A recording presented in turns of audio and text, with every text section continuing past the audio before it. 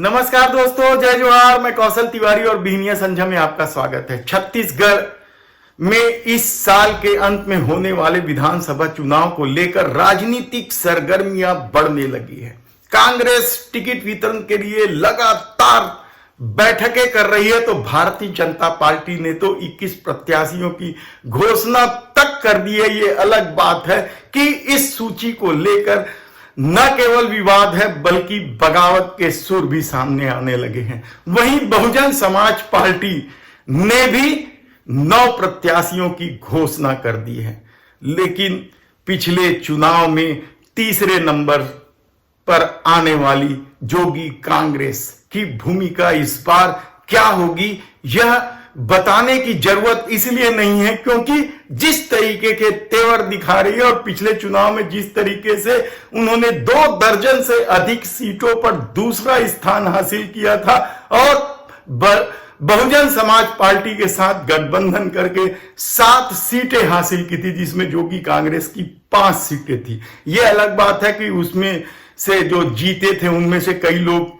दूसरी पार्टियों में चले गए हैं या पार्टी छोड़ दिए हैं, लेकिन इस बार जोगी कांग्रेस की जो तैयारी है वह उसके पहले ही रिएक्शन से या प्रतिक्रिया से आसानी से समझा जा सकता है कि वह किस तरीके से हमलावर होकर इस बार चुनाव लड़ेगी। जोगी कांग्रेस के प्रमुख नेता अमित जोगी ने पाटन विधानसभा से चुनाव लड़ने का ऐलान कर दिया है।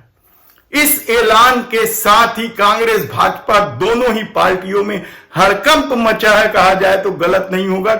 हालांकि यह परसेप्शन गढ़ा जा रहा है मुख्यमंत्री भूपेश बघेल का क्षेत्र पाटन, मुख्यमंत्री तो जीत ही लेंगे, लेकिन हकीकत क्या है, जमीनी हकीकत को जानने समझने में अभी समय है। इसके बाद भी यदि अमित जोगी ने वहां से अपना दावा ठोक दिया है तो यकीन मानिए कि इस हाई प्रोफाइल सीट में मुकाबला बेहद ही दिलचस्प होने वाला है। हालांकि भारतीय जनता पार्टी ने मुख्यमंत्री भूपेश बघेल को घेरने के लिए उनके ही एक रिश्तेदार में भतीजा लगते हैं विजय बघेल को टिकट दी गई है। विजय बघेल बहुत पहले, 2 चुनाव पहले मुख्यमंत्री भूपेश बघेल को पटकनी दे चुके हैं। ऐसी परिस्थिति में मामले को दिलचस्प बनाने और भूपेश बघेल को घेरने के लिए जिस तरीके से भारतीय जनता पार्टी ने रणनीति बनाई है उस पर वह कामयाब होगी कहना मुश्किल है, क्योंकि भूपेश बघेल विजय बघेल के मामले में 20 ही पड़ेंगे। और यह स्थिति इसलिए भी बन रही है क्योंकि क्षेत्र के लोगों का मानना है कि वे मुख्यमंत्री चुनेंगे। वहीं कुर्मी समाज का भी कहना है कि जब एक व्यक्ति मुख्यमंत्री है तो दूसरे पर दांव क्यों लगाया जा सकता है, और यही वजह है कि विजय बघेल की दावेदारी कमजोर दिखाई दे रही है। लेकिन अब जब अमित जोगी ने अपना दावा ठोक दिया है और पाटन क्षेत्र में लगातार उनकी पार्टी के लोग सक्रिय हो गए हैं, तो यकीन मानिए कि मामला बेहद ही रोचक और रोमांचक होने लगा है। दरअसल अमित जोगी की पार्टी यानी जोगी कांग्रेस पिछला चुनाव भी पाटन में लड़ी थी। उन्होंने यहां से शकुंतला साहू को टिकट दिया, बहुत है यहां, और उनके प्रत्याशी ने कांग्रेस की लहर होने के बावजूद 13,000 से अधिक वोट हासिल किए थे। और मुख्यमंत्री भूपेश बघेल को 4 वोट, और जो भारतीय जनता के जो प्रत्याशी लड़ रहे थे मोतीलाल साहू, वे 27,000 के अंतर से हार गए थे चुनाव। ये भारतीय जनता पार्टी का नया प्रयोग था, लेकिन वह उसमें सफल नहीं हुई। जोगी कांग्रेस के लोगों का दावा है कि यदि कांग्रेस की लहर नहीं होती तो पाटन क्षेत्र का परिणाम कुछ और होता, क्योंकि पाटन क्षेत्र में अजय जजा वर्ग के लोग भी बड़ी संख्या में निवास करते हैं। इसके अलावा कुर्मीवाद की राजनीति की वजह से दूसरे समाज के लोग भी बेहद ही त्रस्त हैं, यह दावा है जोगी कांग्रेस का। और इन्हीं दावों के बीच ही अमित जोगी की दावेदारी इसलिए मजबूत मानी जा रही है क्योंकि दूसरे समाज के लोग यदि वाकई में कुर्मीवाद से त्रस्त हैं या कुर्मी राजनीति से त्रस्त हैं तो निश्चित रूप से उनका समर्थन अमित जोगी को मिल सकता है। और शायद यही वजह है कि अमित जोगी ने दमदारी के साथ वहां अपना दावा ठोक दिया है और उनके लोग लगातार दौरे कर रहे हैं।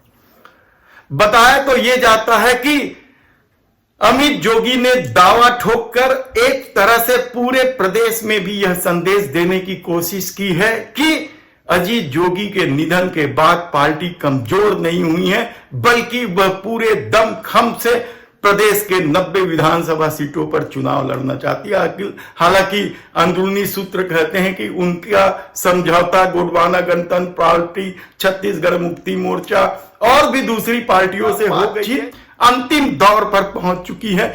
ऐसी परिस्थिति में राजनीतिक विश्लेषकों का दावा है कि इस बार भी जोगी कांग्रेस को अच्छी खासी सीट मिलेगी। वह 5 सीट भी हो सकती है और 10 सीट भी हो सकती है क्योंकि पिछले चुनाव में जिस तरीके का प्रदर्शन रहा है और जो प्रत्याशी दूसरे नंबर पर आए उसमें से अधिकतम प्रत्याशी इस बार फिर जोगी कांग्रेस की टिकट से लड़ेंगे। और कहा जा रहा है कि कुछ सीटें तो जोगी कांग्रेस आसानी से जीत सकती है, जिसमें से सरायपाली का नाम लिया जा रहा है, जयजयपुर का नाम लिया जा रहा है। उनके पास हरिदास भारद्वाज, गीतांजलि पटेल सहित कई ऐसे नाम हैं जिनकी जीत का दावा किया जा रहा है।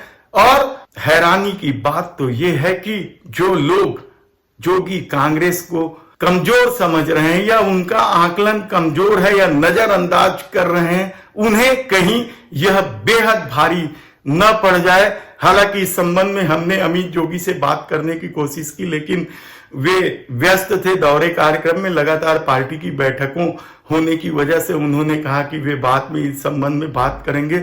लेकिन उन्होंने जो मुद्दा उठाया है, उन्होंने एक लाइन जरूर कही है बात कि पिछले चुनाव में उन्होंने जो घोषणा पत्र जारी किया था उनकी पार्टी ने, उन्हें कांग्रेस और भाजपा दोनों ने चुरा लिया था, इसलिए वे घोषणा पत्र इस बार सबसे आखिरी में करेंगे। हालांकि उन्होंने कुछ घोषणाएं की है किसानों को लेकर और बेघर लोगों को लेकर, लेकिन आने वाले दिनों में जिस तरीके की राजनीति अमित जोगी करने वाले हैं वह बेहद ही छत्तीसगढ़ की राजनीति को प्रभावित करने वाले हैं या रोमांचक या रोचक होने वाले हैं। धन्यवाद।